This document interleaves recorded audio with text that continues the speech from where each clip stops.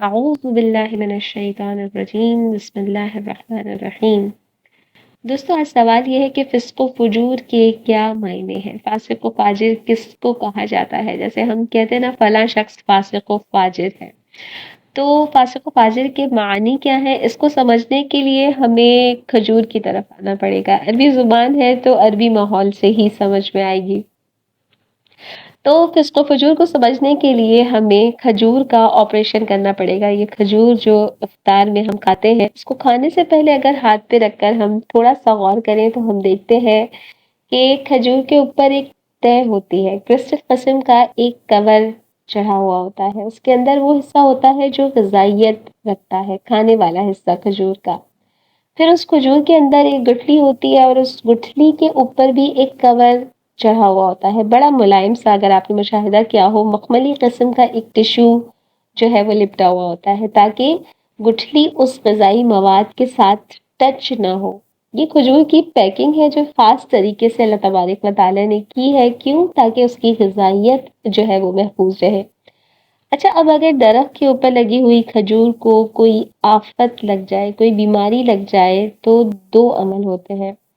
ایک تو یہ کہ وہ جو اس کا اوپر کا کور ہوتا ہے جس میں غذائی مواد لپٹا ہوا ہوتا ہے وہ پھٹ جاتا ہے، اور جب وہ پھٹ جاتا ہے تو وہ غذائی مواد باہر نکل آتا ہے۔ جب باہر نکل آتا ہے تو پھر مکھیاں اس پر بیٹھنا شروع ہو جاتی ہیں، پرندے اس کو کھانا شروع کر دیتے ہیں۔ تو یہ کھجور جو ہے وہ کوئی عرب نہیں کھائے گا، کبھی اس کو منہ نہیں لگائے گا، نہ اس کو بیچے گا۔ یہ پھینکنے والی کھجور ہے۔ یا ہمارے پاکستان میں تو سب کچھ بک جاتا ہے۔ اچھا، یہ آج کل کے زمانے کی میں بات نہیں کر رہی ہوں، قبائلی زمانے کی بات کر رہی ہوں، عربی اقدار کی، کہ ان کی نظر میں یہ کھجور خراب ہو گئی ہے۔ اچھا، بسا اوقات کیا ہوتا ہے کہ وہ غذائی حصہ بھی اس کا پھٹ جاتا ہے اور وہ اندر سے گٹھلی باہر آ جاتی ہے، اور وہ ٹشو جو گٹھلی کے اوپر لپٹا ہوا ہوتا ہے وہ بھی پھٹ جاتا ہے۔ تو معلوم ہوا دو پردے ہوتے ہیں کھجور کے اوپر لپٹے ہوئے، ایک بالکل اوپر ہوتا ہے اور ایک اندر گٹھلی کے اوپر ہوتا ہے۔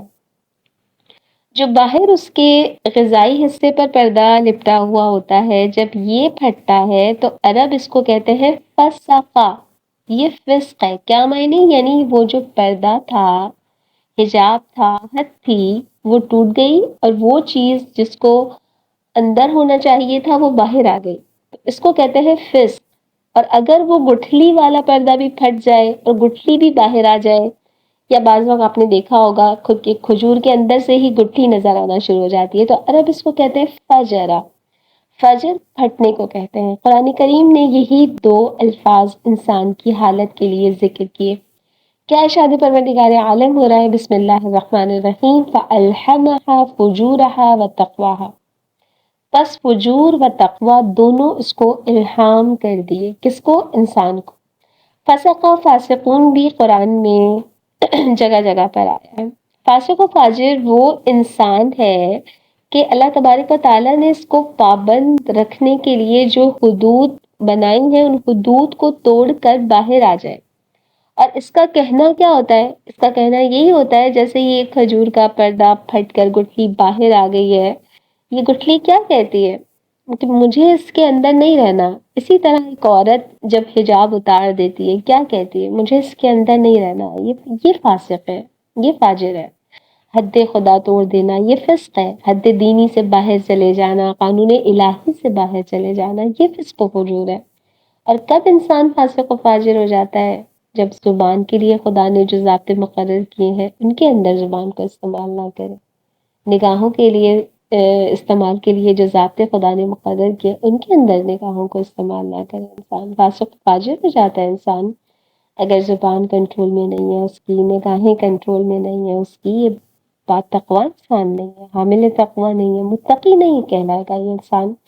کب انسان متقی کہلاتا ہے؟ جب شریعت کے تمام قوانین و ضوابط کی پابندی کرے انسان۔ تو معلوم ہوا فاسق و فاجر انسان اس کو کہتے ہیں جو الہی قوانین کو چھوڑ کر آزاد ہو جاتا ہے۔